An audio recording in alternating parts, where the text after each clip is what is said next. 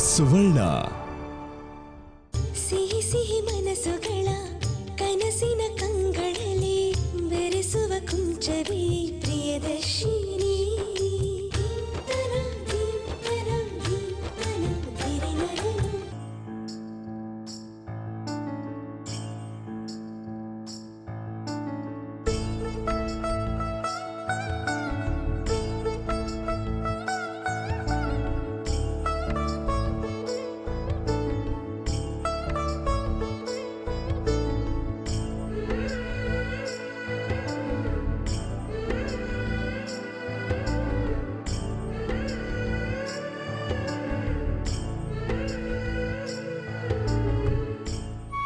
ಕೊನೆಗೂ ನಾನು ಅಂದ್ಕೊಂಡಾಗೆ ಆಯಿತು. ನನ್ನ ಮಕ್ಕಳು ಹೊಟ್ಟೆ ಹೊಡ್ಸಿದ ಪಾಪಕ್ಕೆ ಅವ್ರ ಮಕ್ಕಳು ಸಮೇತ ಇನ್ನೊಂದಷ್ಟು ದಿವಸ ಜೈಲಲ್ಲಿದ್ದು ಅನುಭವಿಸ್ಲಿ. ವಿಶಾಲು, ಮತ್ತೆ ಯಾಕೆ ಅವ್ರಿಗೆ ಶಾಪ ಆಗ್ತೀಯಾ? ಅವ್ರವ್ರ ಕೆಲ್ಸಕ್ಕೆ ತಕ್ಕ ಪ್ರತಿಫಲ ಅವ್ರವ್ರಿಗೆ ಇದ್ದೇ ಇರುತ್ತೆ. ಅದರಲ್ಲಿ ಯಾವ ಪಾಲು ಎಷ್ಟು ಅಂತ ಆ ಭಗವಂತ ತೀರ್ಮಾನ ಮಾಡ್ತಾನೆ. ಅದನ್ನ ಅವನಿಗೆ ಬಿಟ್ಬಿಡು. ನೀನ್ಯಾಕೆ ಸುಮ್ಮನೆ ಶಾಪ ಹಾಕಿ ಕೆಟ್ಟದ್ದನ್ನ ಮನ್ಸಿಗೆ ತಂದ್ಕೋತೀಯಾ? ಆದ್ರೆ ಅವ್ರಿಗೆ ನಾವು ಸಹಾಯ ಮಾಡಬೇಕು ಅಂತ ಎಷ್ಟೆಲ್ಲ ಪ್ರಯತ್ನ ಪಟ್ರು ಅತ್ತೆ ನಮ್ಮ ಬಗ್ಗೆ ತಪ್ಪಾಗಿ ತಿಳ್ಕೊತಾ ಇದ್ದಾರೆ. ಅದಕ್ಕೆ ನಂಗೆ ಅವ್ರು ಕಂಡ್ರೆ ಕೋಪ. ಅತ್ತೆ ಮಾತ್ರ ಅಲ್ಲ, ಗೌತಮ್ ಗೌರವ್ ಅವರು ಕೂಡ ನಾವೇ ಕಂಪ್ಲೇಂಟ್ ಕೊಟ್ಟಿದ್ದು ಅಂತ ನಂಬ್ಕೊಂಡಿದ್ದಾರೆ.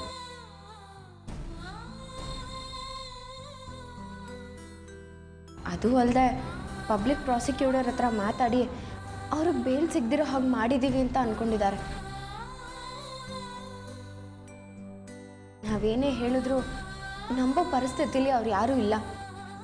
ಕಡೆ ಪಕ್ಷ ಅವ್ರು ಅರೆಸ್ಟ್ ಆಗೋದಕ್ಕೆ ನಾವು ಕಾರಣ ಅಲ್ಲ ಅಂತ ನಂಬೋ ಹಾಗೆ ಮಾಡಬೇಕು.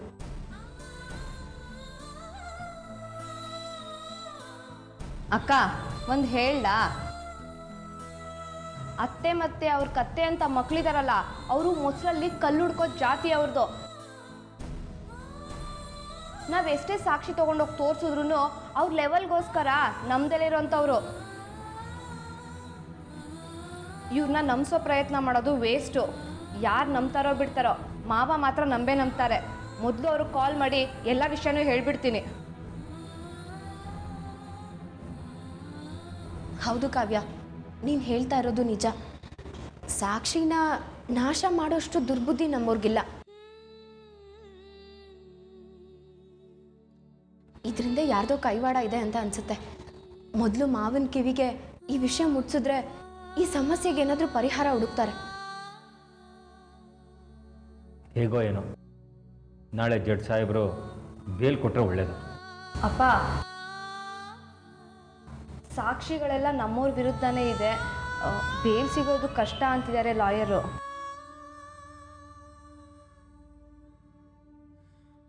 ಇರ್ಬೋದು ಕಾವ್ಯ. ಕೆಲವೊಮ್ಮೆ ಜಡ್ಜ್ಗಳು ಅವ್ರ ವಿವೇಚನೆ ಆಧಾರದ ಮೇಲೆ ತೀರ್ಪು ಕೊಟ್ಟಿರೋ ಉದಾಹರಣೆಗಳು ತುಂಬಾ ಇದೆ. ಅದಕ್ಕೆ ನಾನೇ ನೇರವಾಗಿ ಜಡ್ಜ್ ಹತ್ರ ಹೋಗಿ ಒಂದು ಮನವಿ ಪತ್ರ ಕೊಡಬೇಕು ಅಂತ ಅಂದ್ಕೊಂಡಿದ್ದೀನಿ.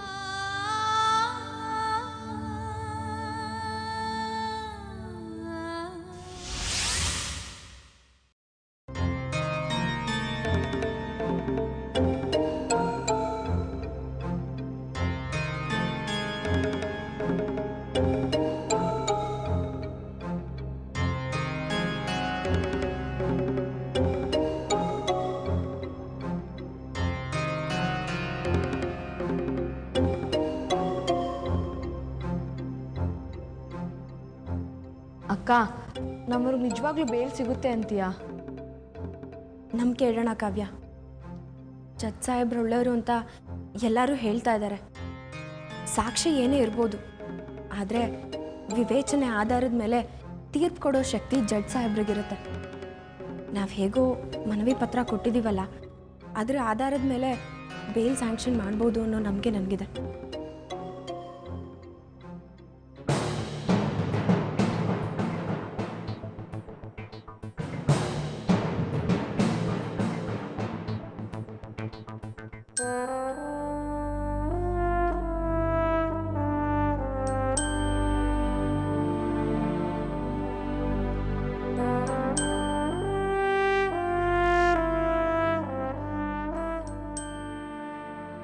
ವಾದಿ ಪ್ರತಿವಾದಿಗಳು ಮತ್ತು ಸಾಕ್ಷಿಗಳು ಈ ನ್ಯಾಯಾಲಯದಲ್ಲಿ ಏನೇನು ಹೇಳಿಕೆ ನೀಡಿದರೋ ಅದನ್ನು ಗಮನಿಸಿದ್ರೆ ಅಪರಾಧಿಗಳು ವಿದ್ಯಾವಂತರು, ಅವರಿಗೆ ನಿರೀಕ್ಷಣಾ ಜಾಮೀನು ಕೊಡಲೇಬಾರದು ಅಂತ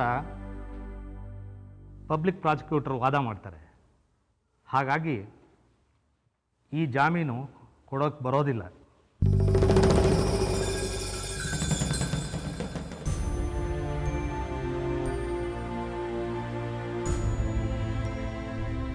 ಆದಾಗ್ಯೂ ಗೌತಮ್ ಮತ್ತು ಗೌರವ್ ಇಬ್ಬರು ಪತ್ನಿಯರಾದಂಥ ಕಾವ್ಯ ಮತ್ತು ಅಂಜಲಿ ಇಬ್ಬರೂ ಈ ಕೋರ್ಟ್ಗೆ ಮಾಡಿಕೊಂಡಿರುವಂಥ ಮನವಿನಲ್ಲಿ ಕೆಲವು ಮುಖ್ಯವಾದ ಅಂಶಗಳು ಸತ್ಯ ಅಂತ ಕಂಡುಬರುತ್ತೆ.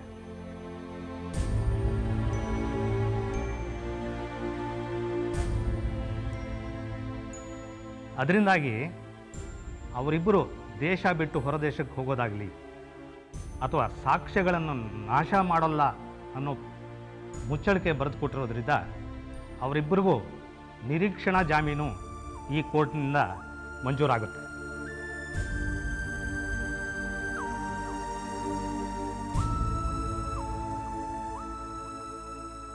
ಮತ್ತೊಬ್ಬ ಪ್ರಮುಖ ಆರೋಪಿ ಚಂದ್ರಶೇಖರ್ ಇನ್ನೂ ಕಾನೂನಿಗೆ ಶರಣ ಆಗದೇ ಇರೋದ್ರಿಂದ ಶ್ರೀಮತಿ ಪ್ರಭಾವತಿ ಮತ್ತು ಶ್ರೀ ಜಯಪ್ರಕಾಶ್ ಅಲಿಯಾಸ್ JP ಅವರಿಗೆ ನಿರೀಕ್ಷಣಾ ಜಾಮೀನು ಕೊಡೋಕ್ಕೆ ಸಾಧ್ಯವಿಲ್ಲ.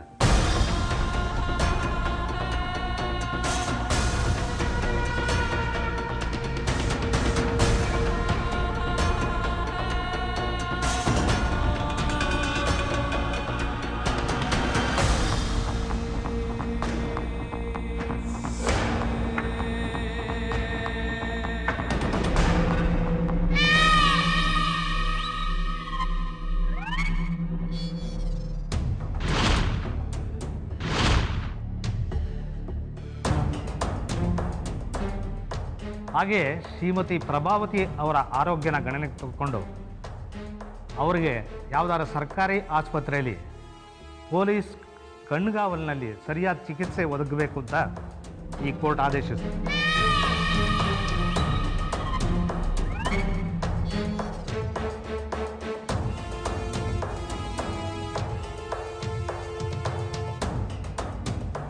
ವಿದೇಶದಲ್ಲಿರೋ ಪ್ರಮುಖ ಆರೋಪಿ ಚಂದ್ರಶೇಖರ್ ಕಾನೂನಿನಿಂದ ತಪ್ಪಿಸ್ಕೊಳ್ಳೋಕೆ ಪ್ರಯತ್ನ ಪಟ್ಟರೆ ಈ ಕೋರ್ಟು ಜಾಮೀನು ರಹಿತ ವಾರಂಟನ್ನು ಹೊರಡಿಸಬೇಕಾಗುತ್ತೆ. ಎಚ್ಚರಿಕೆ. Court is adjourn.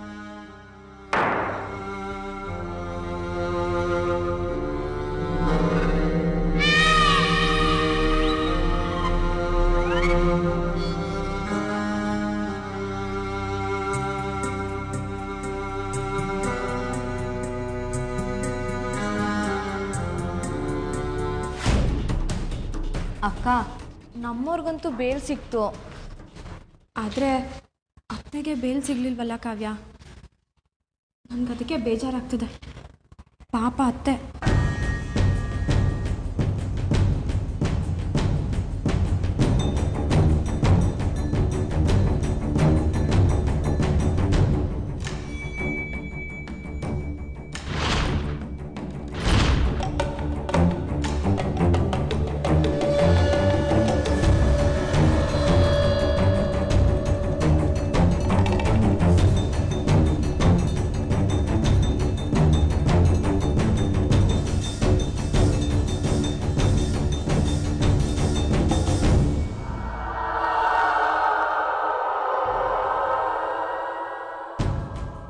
ಮೊನ್ನೆಗೂ ಈ ಅಂಜಲಿ ಕಾವ್ಯ ಅವ್ರ ಗಂಡಂದಿಗೆ ಬೇಲ್ ಕೊಡಿಸಿ ಅವ್ರ ಅತ್ತೆನ ಸೇಫ್ ಮಾಡಿಸಿ ನನ್ನನ್ನು ಮಾತ್ರ ಜೈಲಲ್ಲಿ ಇರೋ ಹಾಗೆ ಮಾಡಿದ್ರಲ್ಲ, ಅವ್ರ ವಿರುದ್ಧ ನಾನು ಸೀಟ್ ತಗೊಂಡೇ ತಗೋತೀನಿ.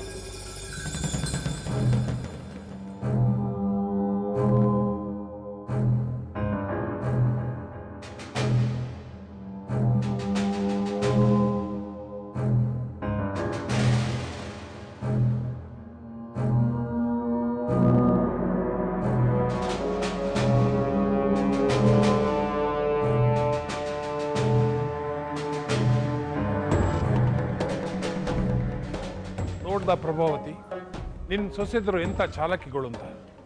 ಎಷ್ಟೆಲ್ಲ ಪ್ರಯತ್ನ ಮಾಡಿ ಆ ಪಬ್ಲಿಕ್ ಪ್ರಾಸಿಕ್ಯೂಟರ್ನ ಒಳಗೆ ಹಾಕ್ಕೊಂಡು ಜಡ್ಜ್ ಸಾಹೇಬ್ರಿಗೆ ಲೆಟರ್ ಬರೆಸಿ ತನ್ನ ಗಂಡಂದರಿಗೆ ಮಾತ್ರ ಬೇಲ್ ಸಿಗಾಗ ಮಾಡಿತ್ತು.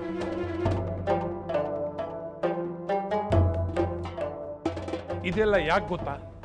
ನೀನು ಹೊರಗಡೆ ಇದ್ರೆ ಅವರ ಬೇರೆ ಮನೆ ಮಾಡೋ ಕನಸು ನನ್ಸಾಗಲ್ಲ. ಅದಕ್ಕೆ ಈಗ ನಿನ್ನನ್ನ ಆಸ್ಪತ್ರೆಗೆ ಸೇರಿಸಿ ಅವರ ಗಂಡನ ಹತ್ರ ಕರುಣೆ ಗಿಟ್ಟಿಸಿ ಅವರಿಂದ ಬೇರೆ ಮನೆ ಮಾಡಿಸೋ ಹುನ್ನಾರ ಬಿಡಬೇಡ. ಅವ್ರು ಏನಾದ್ರೂ ಬೇರೆ ಮನೆ ಮಾಡಿ ಅವ್ರಗಳ ಜೊತೆ ಸಂಸಾರ ಶುರು ಹಚ್ಕೊಂಡ್ರೆ ಆಮೇಲೆ ನಿನ್ನ ಮಕ್ಕಳು ಯಾವುದೇ ಕಾರಣಕ್ಕೂ ನಿನ್ನ ಕೈಗೆ ಸಿಗಲ್ಲ. ಇಲ್ಲ ಅಣ್ಣ, ನಾನು ಅದಕ್ಕೆ ಅವಕಾಶ ಕೊಡೋದಿಲ್ಲ. ಅವ್ರು ಏನೇ ಪ್ಲಾನ್ ಮಾಡಿ ತಿಪ್ಪರ್ ಲಗ ಹಾಕಿದ್ರು ನನ್ನ ಮಕ್ಕಳು ಅವರಿಂದ ಹೋಗೋದಕ್ಕೆ ನಾನು ಬಿಡೋದಿಲ್ಲ.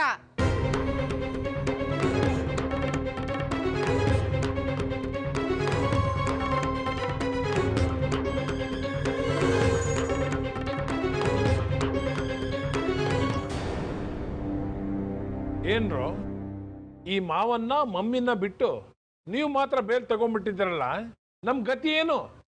ನೀವು ಸುಮ್ಮನೆ ಏನೇನು ಹೇಳ್ಬೇಡಿ ಮಾವ. ಜಡ್ಜ್ ಸಾಹೇಬ್ರು ತಗೊಂಡಿರೋ ತೀರ್ಮಾನಕ್ಕೆ ನಾವೇನ್ ಮಾಡೋಕ್ಕಾಗುತ್ತೆ? ಅಂಜಲಿ ಅವ್ರು ಲೆಟರ್ ಬರ್ದಿರೋದ್ರಿಂದನೇ ನಮಗೆ ಬೈಲ್ ಸಿಕ್ಕಿದೆ ಅಂತ ಹೇಳ್ತಾ ಇದಾರಲ್ಲ. ಅದಕ್ಕೆ ನೀವು ಅವ್ರಿಗೆ ಥ್ಯಾಂಕ್ಸ್ ಹೇಳ್ಬೇಕು ಅನ್ಕೊಂಡಿದ್ದೀರಾ?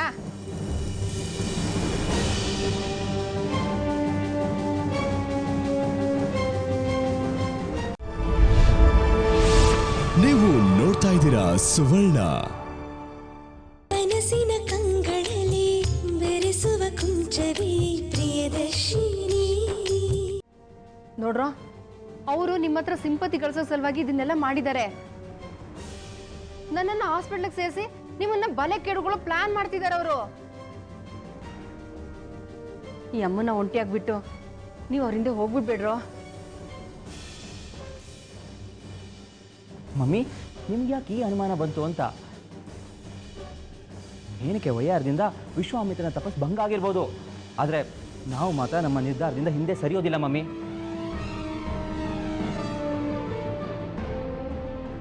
ಈಗ ನಾವು ಹೊರಗೆ ಬಂದಿರೋದ್ರಿಂದ ಅವ್ರಿಗೆ ಹತ್ರ ಆಗ್ತಿದ್ದೀವಿ ಅಂತ ಅವ್ರೇನಾದ್ರು ಅಂದ್ಕೊಂಡ್ರೆ ಅದು ಅವರ ಭ್ರಮೆ ಮಾತ್ರ ಮಮ್ಮಿ, ಅಷ್ಟೇ. ಹೌದು, ಇನ್ಮೇಲೆ ಗೊತ್ತಾಗುತ್ತೆ ನಮ್ಮನ್ನು ಕೆಣಕಿದ್ರೆ ಎಂಥ ಪ್ರತಿಫಲ ಸಿಗುತ್ತೆ ಅಂತ. ಟೈಮ್ ಆಯ್ತು, ನಡೀರಿ. ಮಮ್ಮಿ, ನೀವೇನು ಚಿಂತೆ ಮಾಡಬೇಡಿ. ಹಾಸ್ಪಿಟ್ಲ್ಗೆ ಹೋಗಿ ಆರಾಮಾಗಿ ರೆಸ್ಟ್ ತಗೊಳ್ಳಿ ಪ್ಲೀಸ್. ಮಾವ, ನೀವು ಅಷ್ಟೇ. ಇನ್ನೇನು ಡ್ಯಾಡಿ ಬಂದ್ಬಿಡ್ತಾರೆ, ನಿಮಗೂ ಬೇಲ್ ಸಿಗತ್ತೆ. ಜಾಮೀನು ಸಿಗತ್ತೋ ಬಿಡತ್ತೋ, ಅಂಜಲಿಯಿಂದ ಡಿವೋರ್ಸ್ ನೋಟಿಸ್ ಬರೋದು ಖಂಡಿತ. ಅದ್ರ ಜೊತೆಗೆ ನನ್ನ ಮಗಳ ಜೊತೆ ನಿನ್ನ ಮದುವೆ ಗ್ಯಾರಂಟಿ ನಡೆಯುತ್ತೆ.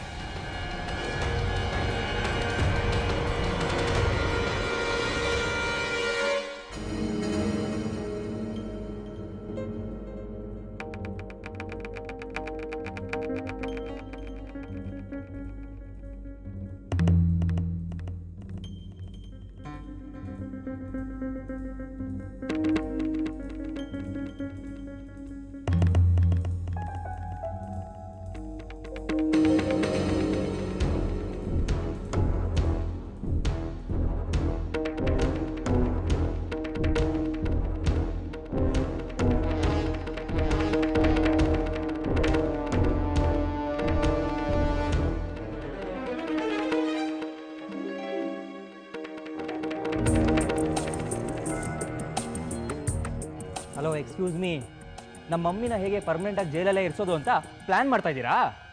ನೋಡ್ದೇನಕ್ಕ, ಇದು ಬೇಕಿತ್ತಾ? ಇವ್ರಿಗೆ ಸಹಾಯ ಮಾಡೋದು ಬೇಡ ಅಂತ ಬಡ್ಕೊಂಡೆ. ಆದರೆ ನೀನೇ ಜಡ್ಜಿಗೆ ಮನವಿ ಪತ್ರ ಕೊಟ್ಟಿದ್ದು ಅಲ್ಲದೆ ಇವ್ರಿಗೆ ಸಹಾಯ ಆಗಲಿ ಅಂತ ಲಾಯರ್ನ ಫಿಕ್ಸ್ ಮಾಡಿ ಟೈಮ್ ವೇಸ್ಟ್ ಮಾಡ್ಕೊಂಡೆ. ಏ ಸಾಕು, ಸುಳ್ಳು ಹೇಳೋದಕ್ಕೆ ಇತಿಮಿತಿ ಬೇಡವಾ? ನಮ್ಮ ಪರ ವಾದ ಮಾಡೋದಕ್ಕೆ ಲಾಯರ್ನ ಫಿಕ್ಸ್ ಮಾಡಿದ್ರ? ನಿಮ್ಮನ್ನು ನೋಡ್ತಾ ಇದ್ರೆ ಸಿಟ್ಟಿನ ಜಾಸ್ತಿ ಆಗುತ್ತೆ. ಅಯ್ಯೋ, ನಮಗೂ ನಿಮ್ಮ ಮುಖ ನೋಡ್ಕೊಂಡು ನಿಂತ್ಕೊಳ್ಳೋ ಆಸೆ ಏನೂ ಇಲ್ಲ. ನಡಿಯಕ್ಕ. ಹೋಗ್ರಿ ಹೋಗ್ರಿ, ನಿಮ್ಮ ಲೈಫು ನರಕ ಆಗೋದಂತೂ ಗ್ಯಾರಂಟಿ. ಹೋಗಿ ಬಾಕ.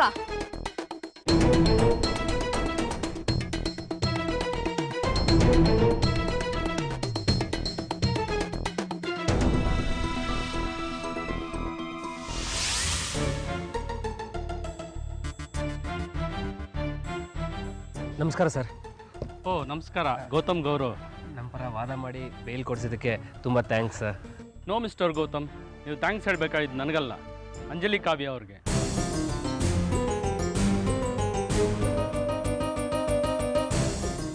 ನಾನು ನಿಮ್ಮ ಫ್ಯಾಮಿಲಿ ಲಾಯರ್ಗೆ ಜೂನಿಯರ್ ಅಂತ ಸುಳ್ಳು ಹೇಳಿದ್ದೆ. ನಮ್ಮ ಸ್ನೇಹಿತರೊಬ್ಬರಿಗೆ ಅಂಜಲಿ ಕಾವ್ಯ ಅವರೇ ನಿಮಗೆ ಬೇಲ್ ಕೊಡ್ಸಕ್ಕೆ ಹೇಳಿದ್ರು. ನಮ್ಮ ಸ್ನೇಹಿತರ ತಾಯಿ ತೀರೋಗಿದ್ರಿಂದ ಅವ್ರು ನಮಗೆಲ್ಲ ವಿಷಯ ಹೇಳಿದ್ರು. ಹಾಗಾಗಿ ನಾನು ಈ ಕೇಸ್ ತಗೊಂಡೆ. ಅಂಜಲಿ ಅವರು ಈ ವಿಷಯನ ಯಾರಿಗೂ ಹೇಳಬೇಡಿ ಅಂತ ಹೇಳಿದರು. ನಾನು ಹಾಗೆ ಮಾಡಿದೆ. ನಿಮ್ಮ ಥ್ಯಾಂಕ್ಸ್ ಏನಿದ್ರು ಅವ್ರಿಗೆ ಸೇರಬೇಕು. ನಾನು ಬರ್ತೀನಿ.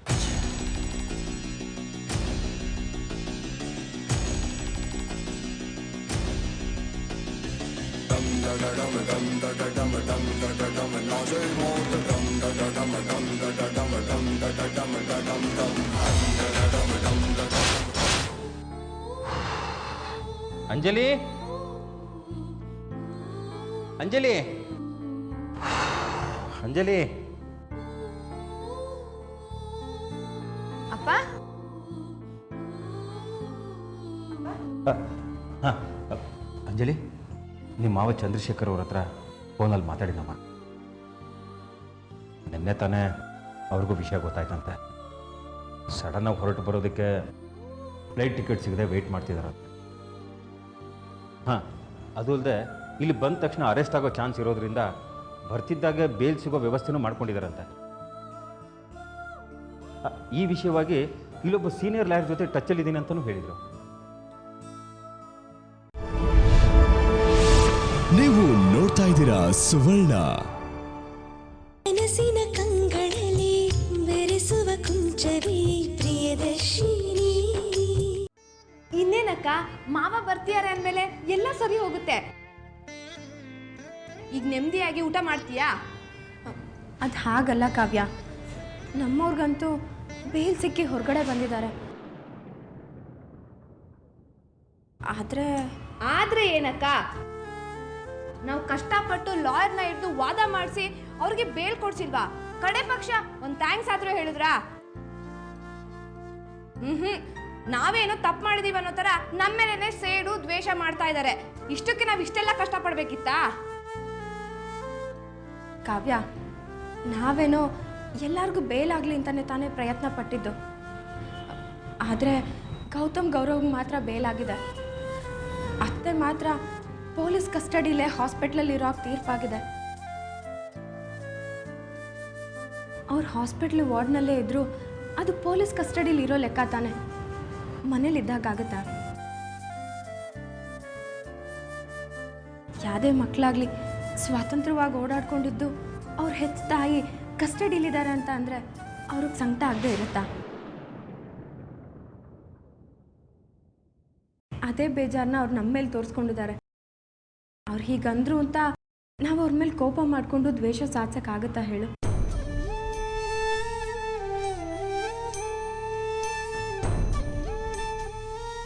ಹೌದು ಕಾವ್ಯ, ನನಗೂ ಅವ್ರ ಮೇಲೆ ತುಂಬ ಕೋಪ ಇತ್ತು. ಆದರೆ ಅದಕ್ಕೆ ಥರ ನಾನು ಸ್ಟೇಷನಲ್ಲಿ ಇದು ಬಂದಿದ್ರೆ ನಿಮಗೆ ಈಗ ಬೇಜಾರು ಕೋಪ ಬರ್ತಿತ್ತು, ಹಾಗೆ ಅವ್ರಿಗೂ ಆಗಿದೆ. ಅದನ್ನು ನಾವೆಲ್ಲ ಅರ್ಥ ಮಾಡ್ಕೊಂಡ್ರೆ ಸಾಕು.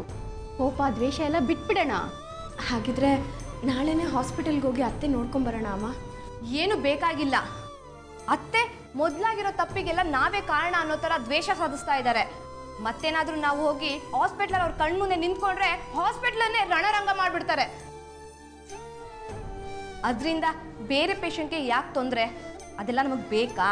ಹೇಗಿದ್ರು ಮಾವ ಬರ್ತಾ ಇದ್ದಾರೆ, ಅವ್ರಿಗೆ ಕಾಲ್ ಮಾಡಿ ಹೀಗೀಗಾಗಿದೆ ಅಂತ ಎಕ್ಸ್ಪ್ಲೇನ್ ಮಾಡೋಣ. ಆಮೇಲೆ ಅವರುಂಟು, ಅವ್ರ ಹೆಂಡತಿ ಉಂಟು.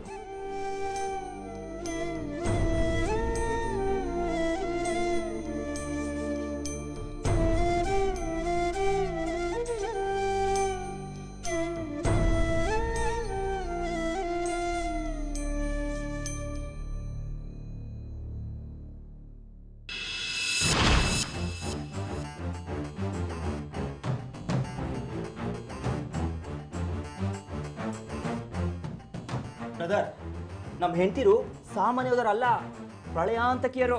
ಹಾಂ ಅಲ್ವೋ, ನಮ್ಮಿಂದನೇ ಒಂದು ಒಳ್ಳೆ ಲಾಯರ್ನ ಫಿಕ್ಸ್ ಮಾಡೋಕ್ಕಾಗಿಲ್ಲ. ಇದರಲ್ಲಿ ಅವರು ನಮಗೆ ಗೊತ್ತಿಲ್ಲ ಹಾಗೆ ನಮ್ಮ ಪರವಾಗಿ ವಾದ ಮಾಡೋಕೆ ಅಂತ ಲಾಯರ್ನ ಕಳಿಸಿ ನಮ್ಮನ್ನು ಮಾತ್ರ ಬಿಡುಗಡೆ ಮಾಡಿಸಿ ಮಮ್ಮಿನ ಕಸ್ಟಡಿಯಲ್ಲಿ ಇರೋ ಥರ ನೋಡ್ಕೊಂಡಿದ್ದಾರೆ ಅಂದಮೇಲೆ ಯಾವ ಲೆವೆಲ್ ಕ್ರಿಮಿನಲ್ ಪ್ಲಾನಿಂಗ್ ಮಾಡಿದ್ದಾರೆ ಕಣವರು. ಅವ್ರ ಬಗ್ಗೆ ನೆನೆಸ್ಕೋತಾ ಇದ್ರೆ ನನಗೆ ಭಯ ಆಗ್ತಿದೆ ಕಣೋ.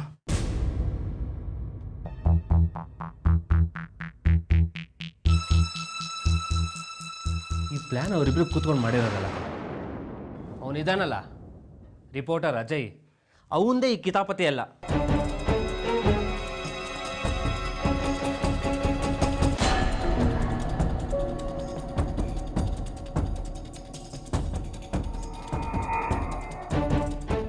ಸಿಹಿ ಸಿಹಿ ಮನಸ್ಸುಗಳ ಕನಸಿನ ಕಂಗಳಲ್ಲಿ ಬೆರೆಸುವ ಕುಂಚವೇ ಪ್ರಿಯದರ್ಶಿನಿ.